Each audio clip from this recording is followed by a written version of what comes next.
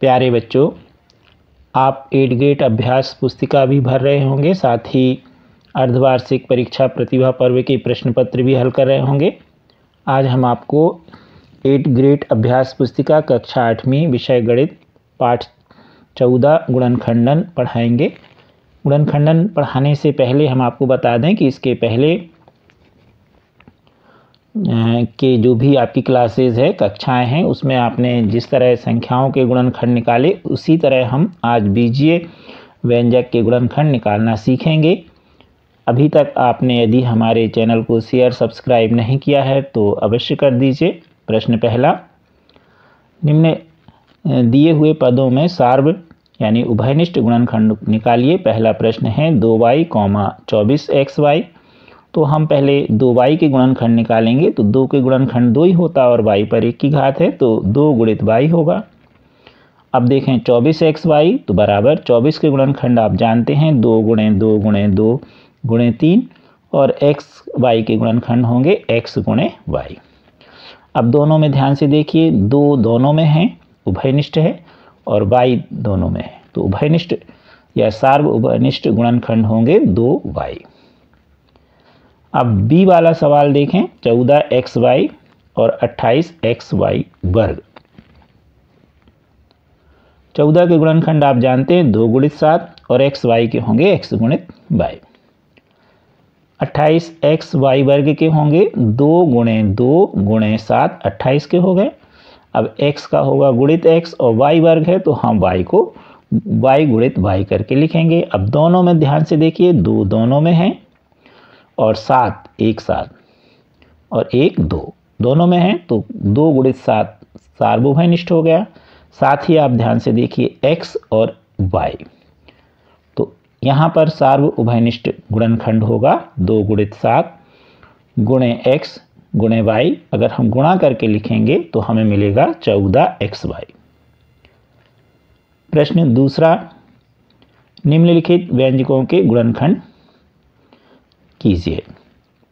पहला 5x धन 20, तो 5x के हम निकालें तो आएगा 5 गुणे x धन 20 के निकालें तो 2 गुणित 2 गुणित 5। अब दोनों में देखिए सार्व क्या है 5, तो 5 हम सार्व उभयनिष्ठ ले लेंगे, तो यहाँ से बचेगा x धन और यहाँ से बचेगा 2 गुणित 2 यानी 4, तो गुणनखंड होंगे 5 कोष्टक में x धन 4। इसी को हम 5 गुणित x धन 4 भी पढ़ सकते हैं।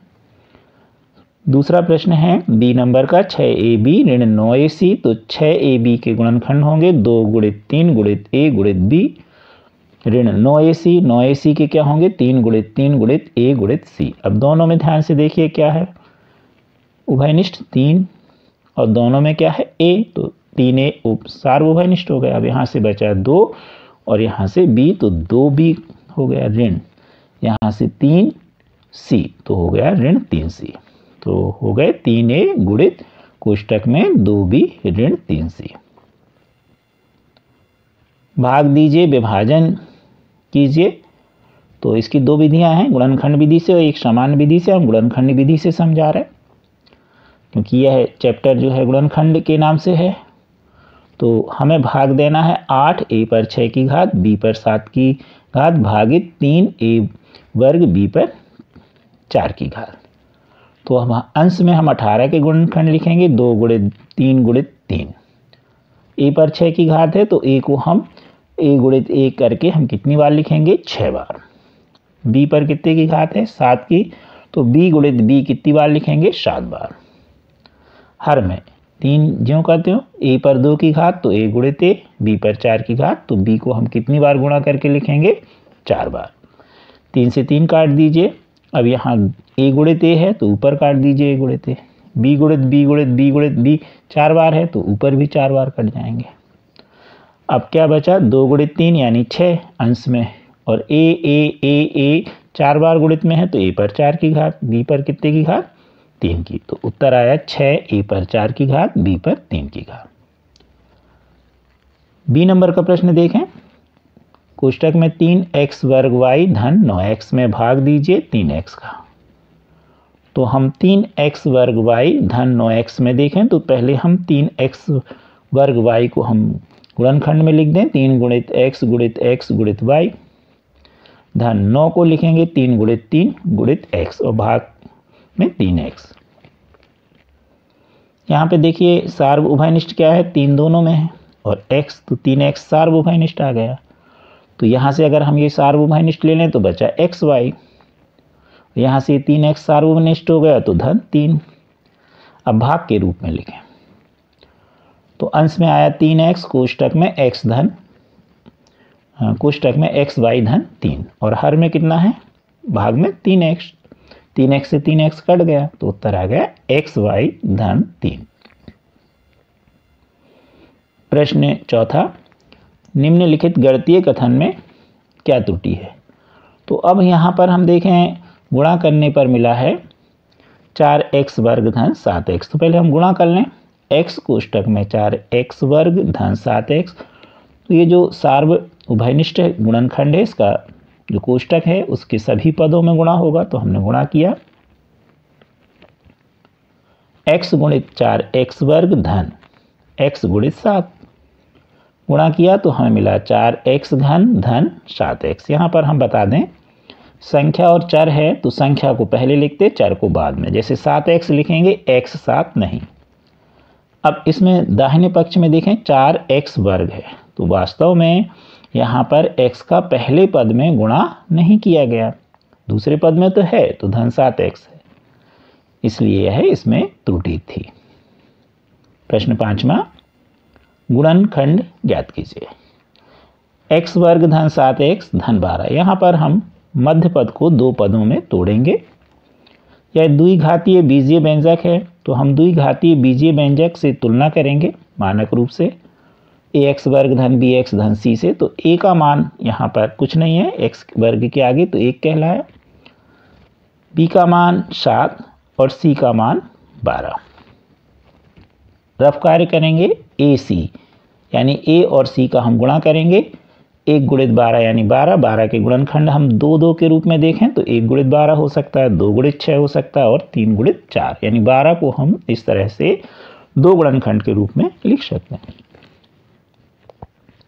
इसमें से कौन सा सही है, तो हमें मध्य पद में तोड़ना है यानी 7x के रूप में तोड़ना है, या 7 हमें चाहिए है। 1 गुणित 12 में अगर हम 12 में 1 जोड़ेंगे तो 13 आएगा और घटाएंगे तो 11, तो इनको जोड़ने पर हमें मध्य पद के बराबर मिलना चाहिए, नहीं मिल रहा। 2 गुणित 6 में भी नहीं मिलेगा, 6 में 2 जोड़ोगे तो 8 और घटाओगे तो 4, 7 नहीं मिल रहा। किस में मिल रहा है, 3 गुणित 4 में जोड़ोगे तो 7 आ जाएगा। तो हम ये वाला गुणनखंड लेंगे, आपको हर बार ये नहीं लेना, अंदाज लगा लेना और ले लेना। पहला पद ज्यों कहते हो, तीसरा पद धन 12 ज्यों कहते हो। अब बीच वाले पद को तोड़ना है, इनको जोड़ना है। हमने देखा 4 और 3 जोड़ने पे 7 आ रहा, तो हम यहाँ लिखेंगे धन 3x धन 4x। ये जोड़े हमने और यहाँ पर x था तो हमने x के साथ लिया है। अब ये 4 पद बन गए, 1 2 3 4। पहले 2 पदों के नीचे अंडरलाइन कीजिए और इसमें से सार्वभौमिष्ठ देखिए तो x है। यहाँ पर x सार्वभौमिष्ठ हो गया तो वास्तव में यहाँ x बचेगा क्योंकि x वर्ग था धन, यहाँ पर x से x कट जाएगा तो धन 3 आ जाएगा। अब x धन 3 कोष्टक को हम थोड़ी दूर लिख देंगे जैसा हमने लिखा है। अब यहाँ तक ले लिया था। अब ये जो कोष्टक में पहला पद है x, इसका इसमें भाग करिए तो x से x कट जाएगा तो धन 4 यहाँ आ जाएगा। अब x धन 3 दोनों में है तो हमने ये कॉमन ले लिया सार्वभौमिष्ठ, यहाँ से बचा हमारे पास x धन 4। दूसरा देखें, x वर्ग ऋण 7 ऋण 10x धन 25। तुलना करें, a का मान 1, b का ऋण 10, c का 25। ac 1 और 25 का गुणा किया 25, चिन्हों को अभी छोड़ दीजिए। 25 के गुणनखंड आएंगे 1 गुणित 25 या 5 गुणित 5। अभी 10 चाहिए हमें तो ये वाला गुणनखंड सही है।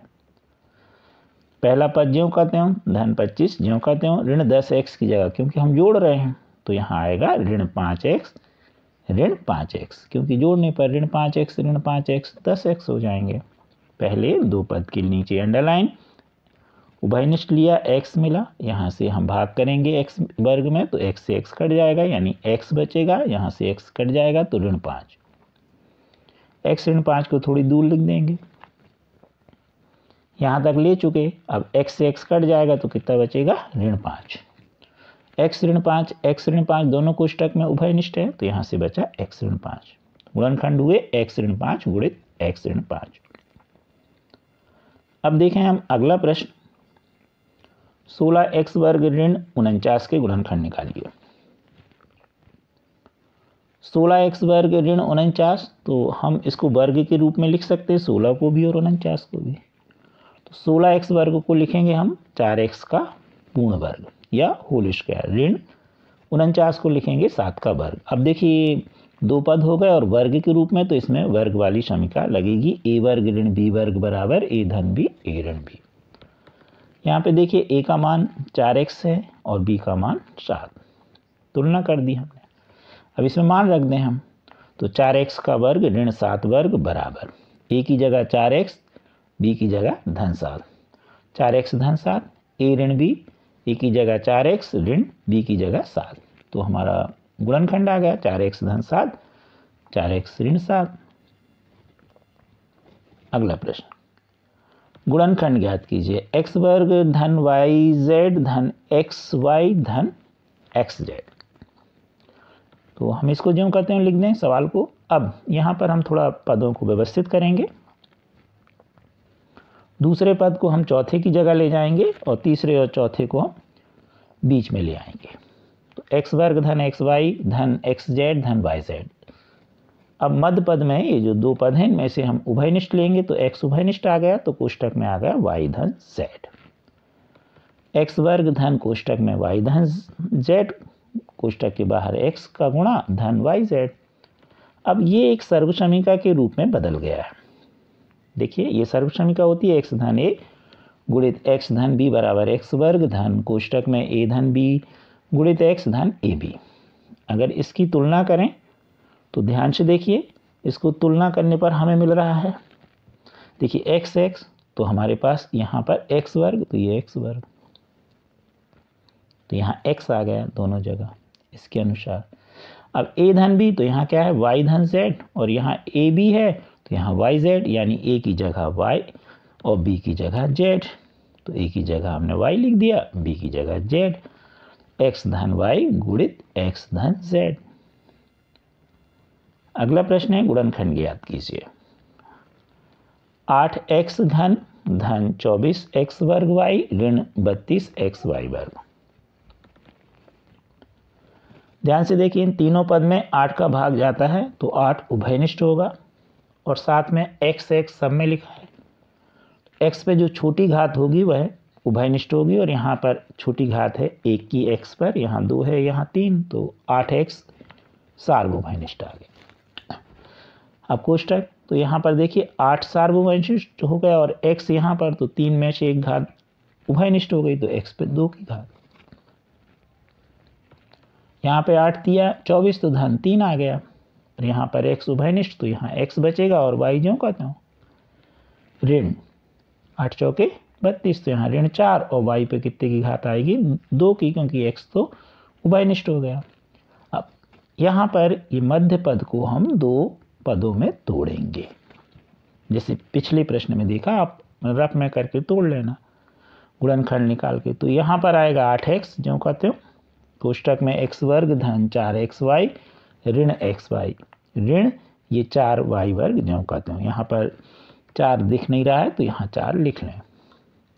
पहले दो पद में उभयनिष्ठ है x, तो यहाँ से बचा x धन 4y। अब इस कोष्टक को ज्यों कहते हैं लिख दिया। अब इस x से देखिए x कट गया तो ऋण y आ गया, हर बार वही नियम रहेगा। x धन 4y उभयनिष्ठ हुआ तो x ऋण y बचा, तो गुणनखंड हुए 8x कोष्टक में x धन 4y गुणित x ऋण y। 9वां प्रश्न, 25 ऋण a वर्ग ऋण b वर्ग ऋण 2ab। यहाँ पर 25 को हम 5 का वर्ग लिखेंगे और साथ ही हम ऋण उभयनिष्ठ लेते हुए कोष्टक को लिखेंगे, तो a वर्ग धन b वर्ग धन 2ab। इसको भी हम व्यवस्थित करेंगे, 2ab को हम पहले लिख दें, b वर्ग को बाद में।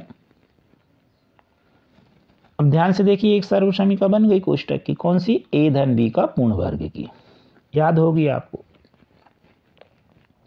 यहाँ हो गया 5 का वर्ग ऋण a धन b का पूर्ण वर्ग। अब ये जो अभी आपने थोड़ी देर पहले एक सवाल पढ़ा था उसके अनुसार ये वर्ग के रूप वाली सर्व समीकरण बन गई। a वर्ग ऋण b वर्ग बराबर a धन b, a ऋण b, a का मान 5, b का मान a धन b मान रख दें। तो 5 धन कोष्टक में a धन b, 5 ऋण कोष्टक में a ऋण b, तो यहाँ से धन से कोष्टक हटेगा तो जो कहते हैं 5 धन a धन b, और ऋण से कोष्टक हटाने पे चिन्ह बदल जाते हैं, तो 5 ऋण a ऋण b। अब हम देखेंगे प्रश्न 10वां। 45 कोष्टक में x पे 4 की घात ऋण 7x पे 3 की घात धन 12x वर्ग भागित 5x कोष्टक में x ऋण 3। अब हम भाग वाले को हर बार ज्यों कहते हैं लिखते जाएंगे, अंश को देखेंगे हम। यहाँ पे देखिए तीनों पद में x है और छोटी घात 2 की है, तो x वर्ग उभयनिष्ठ आएगा। 45 ज्यों कहते हैं, यहाँ 4 में से 2 घात घट गई तो x वर्ग बचा, यहाँ 3 में से 2 घट गई तो ऋण 7x, और यहाँ पर x वर्ग उभयनिष्ठ है, कट गया तो कितना बचा धन 12। अब फिर इस कोष्टक को गुणनखंड विधि से लेंगे। 7x को 2 पद में तोड़ेंगे, ऋण 4x ऋण 3x, तो आ गया x वर्ग ऋण 4x ऋण 3x धन 12। फिर 2 पद लेंगे, x उभयनिष्ठ लेंगे तो बचेगा x ऋण 4, x ऋण 4 को थोड़ी दूर लिखेंगे, x से x ये कट जाएगा तो बचेगा ऋण 3, तो हमारे पास बचेगा 45x वर्ग कोष्टक में x ऋण 4 और दूसरे कोष्टक में x ऋण 3 भागित में जो कहते हो 5x कोष्टक में x ऋण 3। अब इसको हम बटे के रूप में लिख दें। 45x वर्ग कोष्टक में x ऋण 4 कोष्टक में x ऋण 3 और बटे में है 5x कोष्टक में x ऋण 3। x ऋण 3 से x ऋण 3 कट जाएगा, 5 नाम 45 तो यहाँ 9 आ जाएगा। x वर्ग और यहाँ x तो या तो काट दीजिए, x एक x कट जाएगा तो एक x बचेगा, या घटा दीजिए घात तो बचेगा 9x और यहाँ से कोष्टक में x ऋण 4। तो आपने गुणनखंड के सवाल देखे, गुणनखंड के सवाल कठिन हैं, आप इन्हें एक एक सवाल और लेकर के प्रैक्टिस करिए, अच्छे से समझिए, हमें विश्वास है आपको सवाल सरल लगेंगे। Thank you.